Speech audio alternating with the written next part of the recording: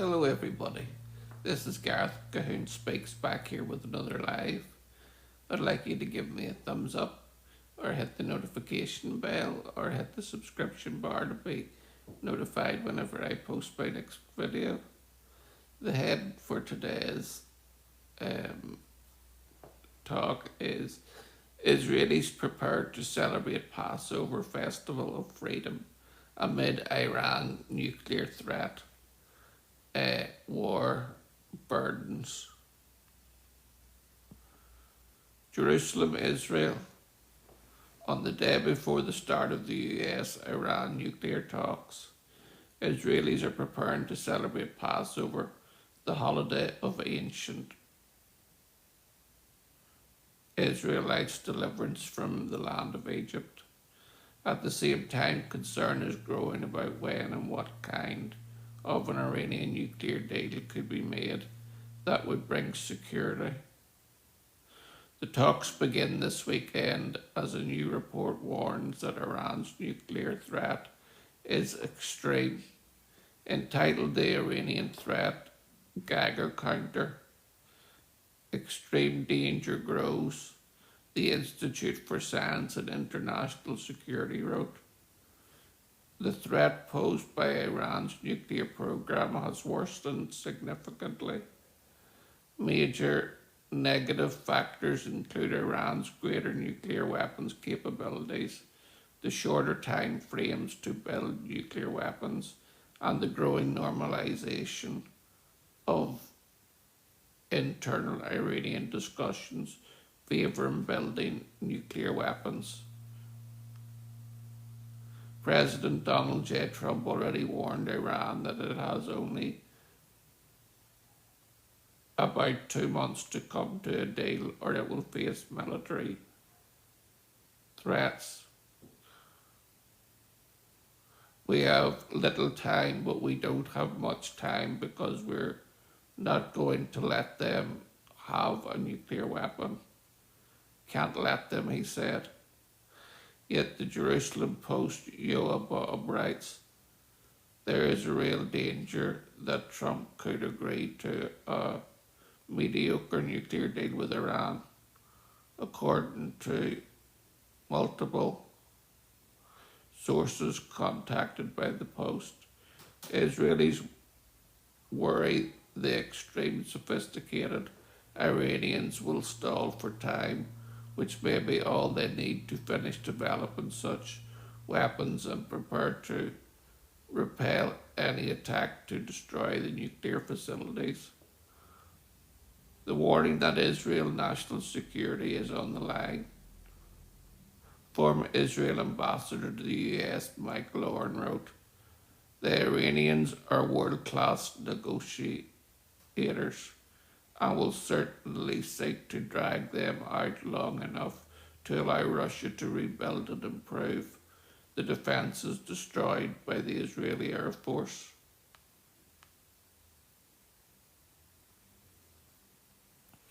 Oren's concern is that the White House could agree to the deal that allows the Iranians to once again keep the nuclear facilities and centrifuges intact, with Iran's President Mahmoud Pezeshkian spearheaded the rhetoric. The Iranians are talking a good game. We will provide whatever guarantees necessary to prove we are not seeking a nuclear bomb, Pezeshkian stated. However, Axios reports that stalling does appear to be the Iranian scheme, writing Iran is considering proposing during talks with the US that the two countries work on interim nuclear agreement before pursuing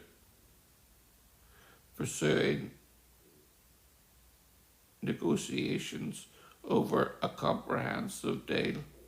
Trump has moved a massive amount of American military power into the Middle East, providing muscle to strike Iran's nuclear facilities. The Iranians are trying to neutralize the threat, while in news reports no advisor to Ayatollah Ali Khamenei, the supreme leader of Iran, threatened on Thursday afternoon that Tehran might cease its cooperation with the International Atomic Energy Agency and expel its inspectors if the threat of military action against Iran continues. You see, Iran is out there at the moment. Before I talk, I'll just say hello to Chelsea Turner. Thank you for turning up and watching my video. Thank you to Nick Noah for the hearts, for Mariana, and for Danny. Fad UK, nice to see someone from the UK watching, as I am from Northern Ireland, which, as we all know, is still part of the UK, thank goodness. But yes, Iran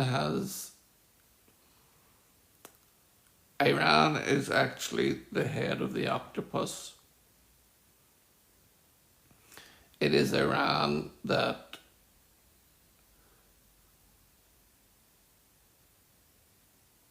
provides money for the Houthis to attack Israel, Hamas to attack Israel, Hezbollah to attack Israel, Islamic Jihad to attack Israel, the criminal court in The Hague to attack Israel, and people living within Hebron to attack Israel also. They are the funders, they are the trainers, they are the providers of the weapons.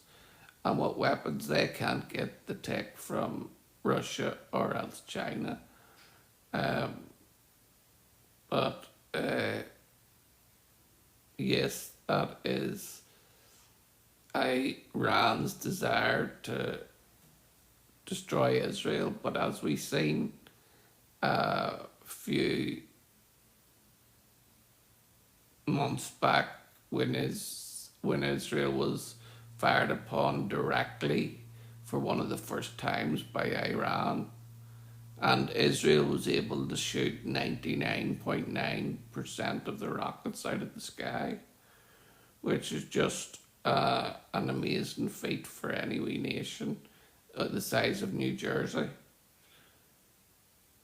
Alan Dickinson 38, thank you for joining. Hi. Weeze 3113. King 1NG joined, thank you. Sir Keir Arma, I sure hope it was not Keir Starmer, but if it's, that's a good name, mate, though. But Iran really needs to be stopped. Thankfully, Trump has put sanctions on anyone dealing with them, whether it be oil, no matter what it is. Trump is not holding back, and he said that if they don't make a deal, something very bad's going to happen to Iran, and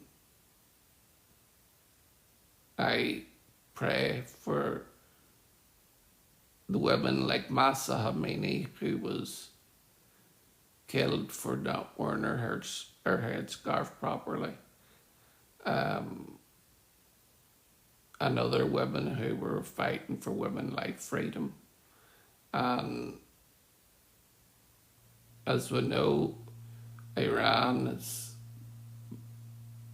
very short on water. In fact, they have been pumping it in left, right and centre to try and keep the people happy so that they don't revolt again, but um, I think they will revolt again because of the conditions that they're living in. Their money has been depleted. Their wealth has been given away to other countries instead of providing hospitals, schools, nurseries to their citizens. Iran would rather spend the money in sending rockets to their proxies and on Israel's border. Nefaris joined, thank you. Tom joined, thank you. JD7, thank you very much. Sully the Saint Go joined, thank you very much. It's great to see you all on the live. It just be a brilliant time to pray for the peace of Israel, so that no matter what Iran would try to do, try to bring to Israel's borders, would not prosper, but would give and produce fruit.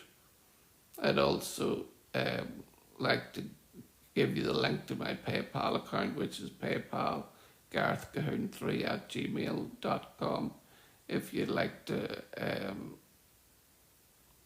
fund the video or help me produce my website better, and also to help Israel in their time of need.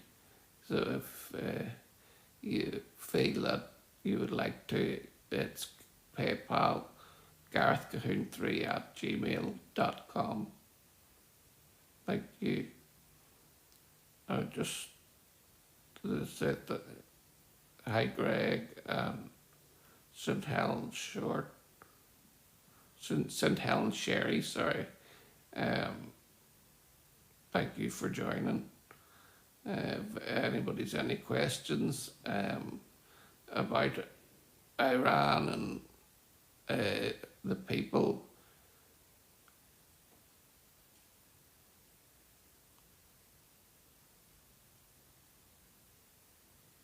you see, Iran, 1979, there was a revolution and the Shah came in. Hello, Abby, thank you for the gift.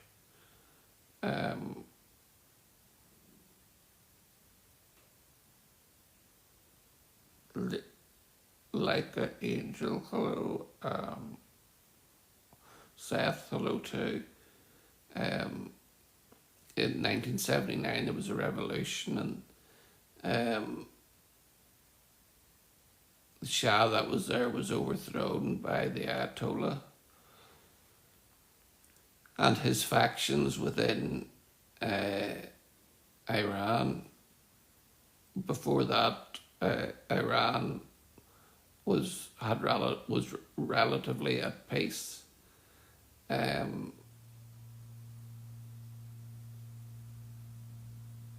For years with Israel. In fact, the Cyrus Accords was given by King Cyrus from Iran, who let Israel come back and rebuild their temple.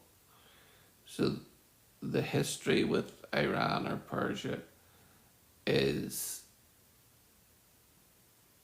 a good one, and the current regime in Iran wants to bring the relationship down and call for death to the little Satan, which is Israel, and death to the big Satan, which is America.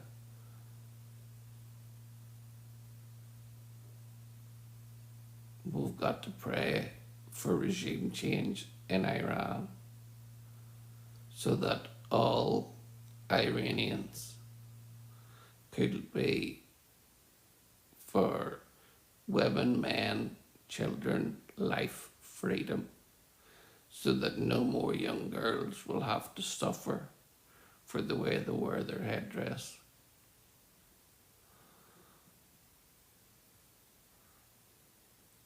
Rob Donaldson, hello. Joe Carley, Sasha Bay. I just want to thank you um, for your comments, and I'd just like to say shalom, Maranatha, and hallelujah.